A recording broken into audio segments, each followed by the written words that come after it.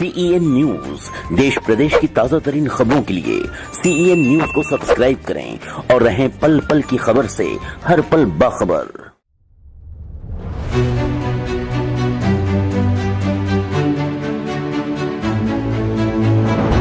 आज प्रत्येक समाज स्वतःला मागासलेला समजत आहे आणि त्यामुळेच समाजाच्या उन्नतीसाठी आरक्षणाची मागणी करू लागला आहे।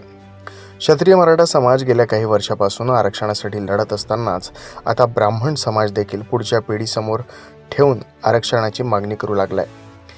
गेल्या महिन्यात पुणे येथे आरक्षणासाठी ब्राह्मण समाज एकवटला। त्याचप्रमाणे मुंबईमध्ये ब्राह्मण समाज आरक्षणासाठी ब्राह्मण समाज जोडो अभियान राबवण्यात येत आहे। ब्राह्मण समाजाला एकत्र करण्यासाठी बैठकांचं आयोजन केलं जात आहे। सायन कोळीवाडा येथील विंध्यवासिनी मंदिर परिसरात भारत शुक्ला यांच्या माध्यमातून आयोजित करण्यात आलेल्या बैठकीत समाजसेवक उद्योजक कृष्णमिलन शुक्ला यांच्या नेतृत्वाखाली ब्राह्मण समाजाच्या आरक्षणासाठी विचारविमर्श व चर्चा करत ब्राह्मण समाजाला 4% आरक्षण देण्याची मागणी करण्यात आली। या बैठकीत कृष्णमिलन शुक्ला म्हणाले की ब्राह्मण समाजाच्या व्यक्तीला मोठं स्थान मिळते, ते त्याला ब्राह्मण म्हणून सन्मान मिळतो। भारताचं संविधान म्हणतो समानता असली पाहिजे, यात ब्राह्मण समाजाला सुद्धा समानता मिळाली पाहिजे। म्हणूनच ब्राह्मण समाजाच्या तरुणांना शिक्षणात आरक्षण आवश्यक आहे। आरक्षण मिळण्यासाठी ब्राह्मण समाजाने एकवटले पाहिजे। या बैठकीत भारत शुक्ला, नवीन पांडे, सुनील शुक्ला, के मिश्रा, शिवसागर मिश्रा, अरुण दुबे आदी प्रमुख मान्यवरांसह प्रतिष्ठित कार्यकर्ते सदस्य उपस्थित होते। ब्राह्मण समाज एक ऐसा समाज है जिसने देश के लिए बलिदान दिया हुआ है, शिक्षा दी हुई है देश को, जिससे आज देश का विकास हुआ है। ब्राह्मण समाज के इस कार्य को ये देश भूल नहीं सकता। ये देश हमेशा ब्राह्मण समाज का ऋणी रहेगा। परंतु आज ब्राह्मण समाज को शिक्षा से वंचित किया जा रहा है। हमारे ब्राह्मण समाज के कई नवयुवक आज शिक्षा से वंचित हैं। पहले तो उन्हें शिक्षा नहीं मिलती है, शिक्षा मिलने के बाद नौकरी नहीं मिलती है। मेरा खैर उस विषय पे बोलना नहीं है कि नौकरी मिले नहीं मिले, परंतु हम प्रतियोगिता के हकदार हैं, हम प्रतियोगिता से पीछे नहीं हटते हैं। लेकिन प्रतियोगिता में भी अव्वल आने के बाद अगर हम ब्राह्मण समाज के हैं तो हमें बोला जाए नहीं आप ब्राह्मण समाज के हो इसीलिए आप अव्वल नहीं आए हो, आप द्वितीय पे चले जाओ, तीसरे पे खड़े हो जाओ। अगर हम 90% लाते हैं और हमको एडमिशन नहीं मिलता है तो इसमें हमारा दोष नहीं है, सरकार का दोष है। शिक्षा के क्षेत्र में या तो वो शिक्षा की विस्तार करे, शिक्षा का विस्तार करे और कम से कम शिक्षा के क्षेत्र के अंदर ब्राह्मण समाज की ये मांग है, या तो आरक्षण को हटाओ या ब्राह्मण समाज को आरक्षण में सम्मिलित करो। मैं आपको बता दूं, ये भी बड़ा सहयोग है।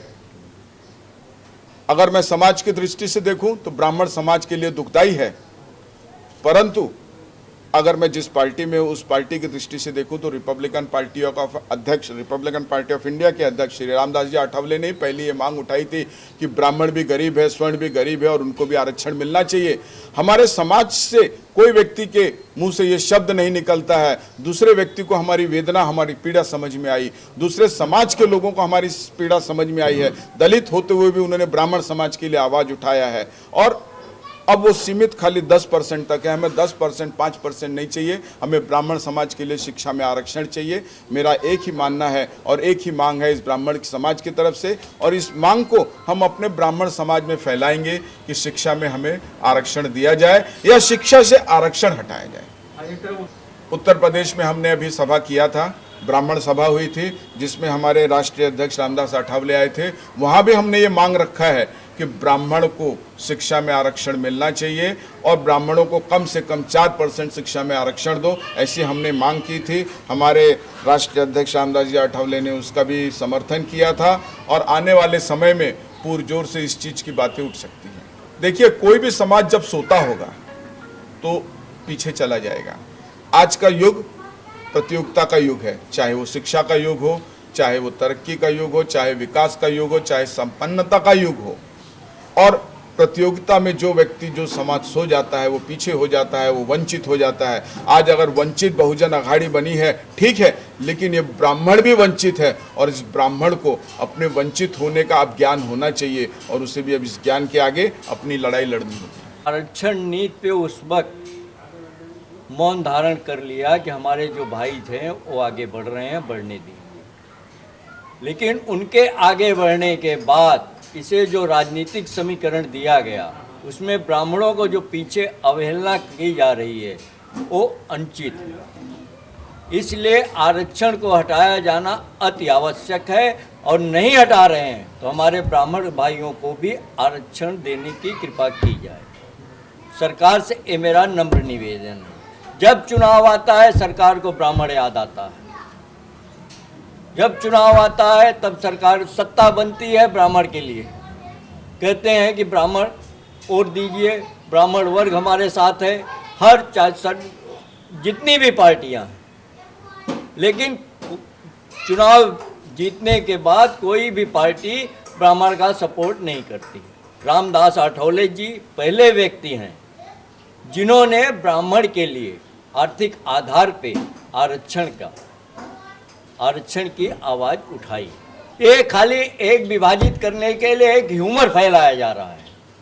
अब ब्राह्मण जागृत हुआ है, जितनी भी सभाएं हैं, जितनी भी बनी हैं संस्थाएं, सारे ब्राह्मण हमारे आदरणीय बाबा शुक्ला जी के नेतृत्व में एक होने जा रही हैं और एक होके रहेंगे। शुक्ला जी हम लोगों के लिए तन मन धन से तैयार हैं, सर्व शक्ति से लेकर के तैयार हैं। पूरी एक शक्ति ब्राह्मण ग्रुप की एक शक्ति संगठन को एक मजबूती लेकर के खड़े हो रहे हैं।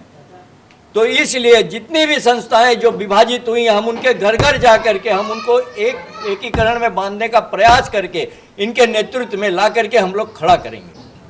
हम लोग जितने ब्राह्मण पूरे भारत के ब्राह्मण हैं, हम लोग भैया के साथ हैं, कृष्ण मिलन शुक्ला जी के साथ हैं और हम यही कोशिश में लगे हैं और मेहनत से कि भैया के साथ में पूरे भारत के ब्राह्मणों को एक करके जो आवाज़ शिक्षा के लिए भैया ने लगाया है और मांग की है रामदास आठवले जी साहब से, मैं चाहूँगा कि भैया का हम लोग पूर्ण सहयोग करेंगे और हमारे जितने ब्राह्मण भाई हैं और सब लोग इस पे तैयार हैं और हम लोग भैया के पीछे हैं। उत्तर प्रदेश का भी चुनाव आ रहा है, भैया के पार्टी जो है वो वहाँ ब्राह्मणों का बैठक भी करने जा रही है, जो कि हम लोग 2 लाख ब्राह्मणों के साथ में वहाँ उनके सभा को एकजुटता और ताकत दिखाएंगे और हम लोग ब्राह्मण के लिए ही काम कर रहे हैं और भैया के साथ पूर्ण रूप से लगे हुए हैं कृष्ण मिलन शुक्ला जी के साथ में।